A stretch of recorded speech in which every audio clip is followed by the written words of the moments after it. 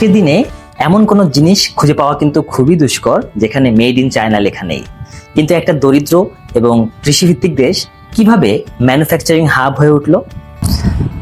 1949 সালে প্রতিষ্ঠিত হয় পিপলস রিপাবলিক অফ চায়না, যার নেতৃত্বে ছিলেন মাও সে তুং, যাকে ইংরেজিতে মাও জেদং বলা হয়ে থাকে।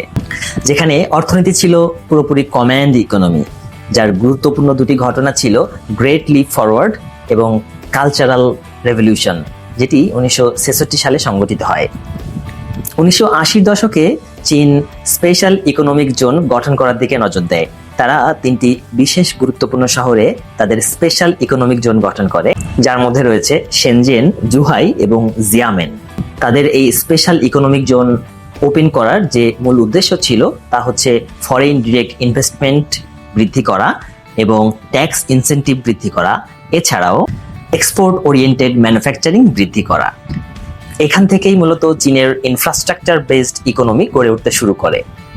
2001 সালে চীন ওয়ার্ল্ড ট্রেড অর্গানাইজেশনে যুক্ত হয় এবং এরই সাথে তারা সারা বিশ্বে বাণিজ্যের জন্য তারা প্রবেশাধিকার লাভ করে। ফলে রপ্তানি, উৎপাদন এবং শিল্পায়ন দ্রুত বিস্তার লাভ করে। 2000 সালের পর থেকে তারা তাদের ইনফ্রাস্ট্রাকচারাল ডেভেলপমেন্টের দিকে কাজ করা শুরু করে এবং চীন আধিপত্য লাভ করে বিশেষ কিছু সেক্টরে, যেমন ইলেকট্রনিক্স, মেশিনারি, টেক্সটাইলস, এবং সেখান থেকে উঠে আসে কিছু টেক জায়ান্ট কোম্পানি যা চীনেরই দেশীয়, যেমন হুয়াওয়ে, শাওমি, বিওয়াইডি। আমরা জেনে থাকবো যে হুয়াওয়ে কিন্তু ফোনের বাজারে একটা সবসময় চমক তৈরি করে, যদিও তাদের গুগলের সাথে যে সংঘর্ষ রয়েছে সেই কারণে কিন্তু আমরা দেখি যে গত কয়েক বছরে হয়তো হুয়াওয়ের সাথে গুগলের ফোন বের হয়নি। সো আমরা আবার আশা করতে পারি যে খুব শীঘ্রই হয়তো গুগলের সাথে যে কোলাবোরেশনটা হুয়াওয়ের সেটি আবারও হবে। আর শাওমির কথা হয়তো আমরা সবাই জানি, আমাদের সবার হাতেই, আমাদের প্রায় অনেকের হাতেই দেখা যায় এখনো শাওমি ফোন। শাওমি ফোন আমাদের কম মূল্যে অনেক দারুণ দারুণ কিছু ফোন নিয়ে আসে। আর এছাড়াও রয়েছে বিওয়াইডি, যারা বিশ্বব্যাপী গাড়ি এক্সপোর্ট করে থাকে চীন থেকে। আমরা গত বছর দেখেছি যে চীনের যে বিওয়াইডি কোম্পানি, এটি কিন্তু ইলন মাস্কের টেসলাকে ওভারটেক করে গিয়েছে, অর্থাৎ যে গাড়ি বিক্রয়ের শীর্ষে এখন কিন্তু বিওয়াইডি। আর চীন কিন্তু তাদের মেড ইন চায়না স্ট্র্যাটেজি নিয়ে তাদের যে সারা বিশ্বব্যাপী ব্র্যান্ডিং করে থাকে, এর ফলেই কিন্তু তারা প্রচুর পরিমাণে রপ্তানি করতে পারছে।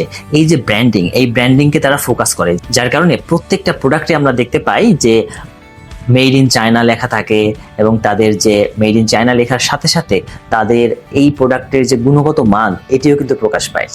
চীনের এই উত্থান কিন্তু কোনো আকস্মিক ঘটনা নয়, এটি একটি ধারাবাহিক রূপান্তর। কমান্ড ইকোনমি থেকে রিফর্ম এবং ওপেনিং আপ, এরপর গ্লোবাল ম্যানুফ্যাকচারিং পাওয়ার হাউসে রূপান্তর হওয়া।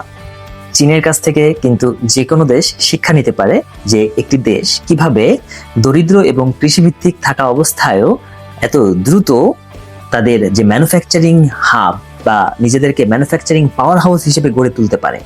এই শিক্ষা ছড়িয়ে পড়ুক সর্বত্র। ধন্যবাদ সবাইকে।